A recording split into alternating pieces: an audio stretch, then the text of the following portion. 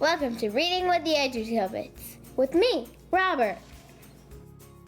Today we'll be reading Abe Lincoln's Hat by Brenner and illustrated by Donald Cook. Abe Lincoln didn't have much money, but when he became a lawyer, he wanted to look his best. He bought a long black coat and a tall black hat. Every day, Abe wore his hat to his new job. People noticed the tall man in the tall hat. He was friendly to everyone. When they needed a lawyer, they remembered him. Abe lived in Illinois. His state was mostly wilderness. Then more and more settlers came. They built houses and farms and new towns. Sometimes they didn't get along. They argued over land and animals and money. Lawyers like Abe could help people settle their arguments. They could help people get a fair trial in court. Abe Lincoln was a smart lawyer. People came to him with all kinds of problems. And he helped them. But he had one problem himself. He forgot to answer letters. He forgot to put in important papers. A good lawyer cannot forget. Abe wanted to be a good lawyer, but he was not a good paper keeper. What could he do? Abe had an idea. His tall hat. Push letters deep inside it. He could stuff notes into the leather band. When he took off his hat, the papers would remind him what he had to do. His idea worked most of the time. One day, some boys played a trick on Abe. They tied a string across the street. They strung it way up high. Everyone in town could walk under it, except Abe. Everyone except Abe. When Abe walked down the street, the string knocked off his hat. Papers flew everywhere. He bent over to pick them up. The boys ran out of hiding. They jumped all over him. Abe laughed. He was not mad at the boys, but he liked a good joke. But the trick did not stop him from carrying papers in his hat. Once, a lawyer sent Abe a letter. He stuck it in his hat. The next day, Abe bought a new hat. He put away his old one. Weeks later, the lawyer wrote again. Why didn't you answer my letter? Then Abe remembered. The letter was still in his old hat. Many towns in Illinois had no lawyers and no judges, so every spring and fall, a judge and some lawyers traveled from town to town. Abe went too. He packed his hat with papers, his checkbook, and a handkerchief.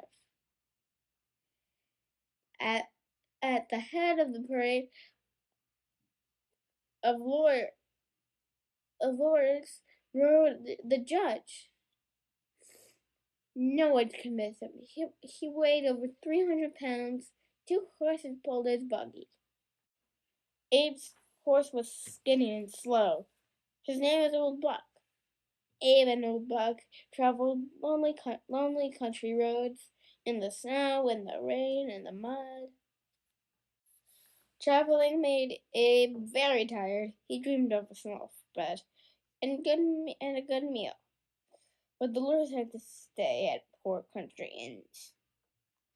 The food was bad. The rooms were cold. The beds were crawling with bugs. The lawyers had to share beds. Except for the judge. He had his own bed. Early in the morning, the courthouse bell would ring. Abe hurried to court. Pigs lived under one courthouse. Abe had to talk loudly over the grunts and squeals. People came near and far to hear Abe. He made trials easy to understand. He told jokes and stories. People said he could make a cat laugh. Once, Abe whispered a joke to another lawyer.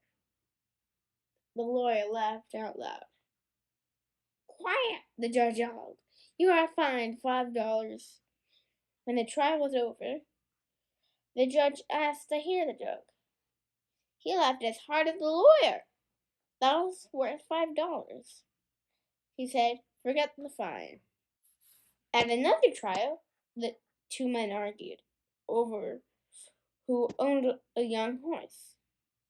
Each said that he owned the mother of the colt. Abe led everyone outside. He put the two barn houses on one side of the lawn. He held the colt on the other side. Then he set the colt free. It headed straight to its real mother. One day, Abe got a letter. It was from Hannah Armstrong. Years before, Abe had lived with her family. Mrs. Armstrong cooked for Abe. He sewed up the holes in his pants. Now she begged Abe for help.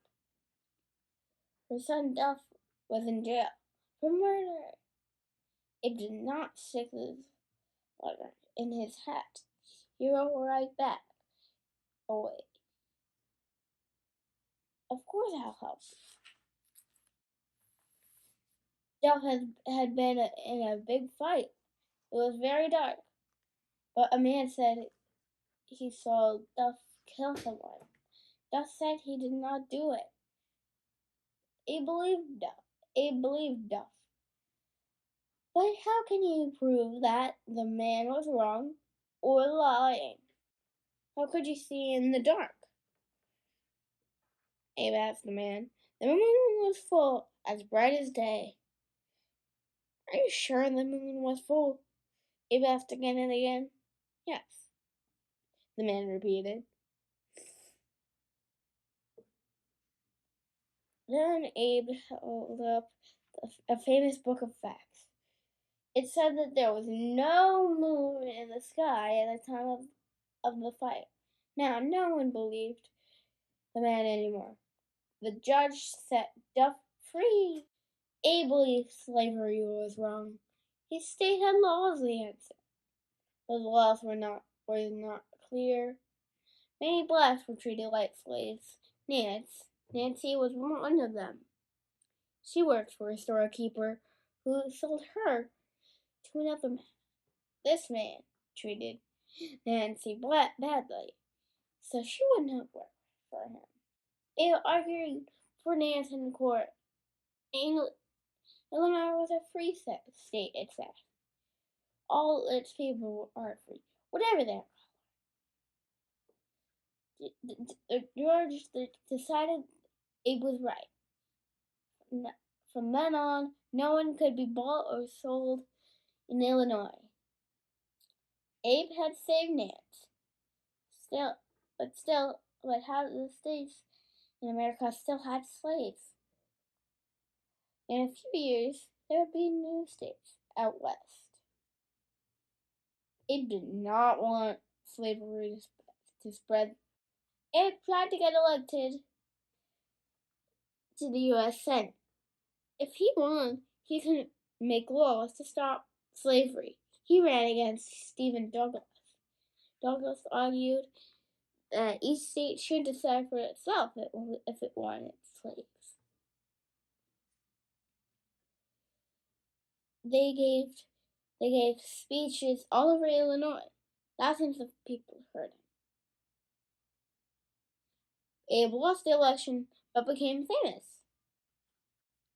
In 1860, Abe ran for president.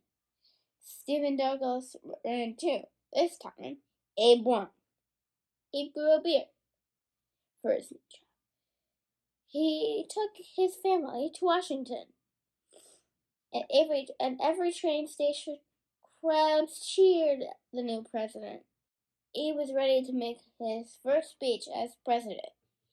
He carried a cane, a tall silk hat, and his speech. He looked for a place to put his hat. Stephen Douglas stepped up. "If I can be president," he said, I can at least hold his hat. Abe Lincoln was a great president. He freed the slaves. He worked for fair laws. He helped unite the nation after a long war. But he never changed his ways. He always kept important papers in his tall hat. The end. If you like this channel, please like and subscribe. This has been Abe Lincoln's Hat by me, Robert. Thank you for watching today. This has been Reading with the EduTriplet.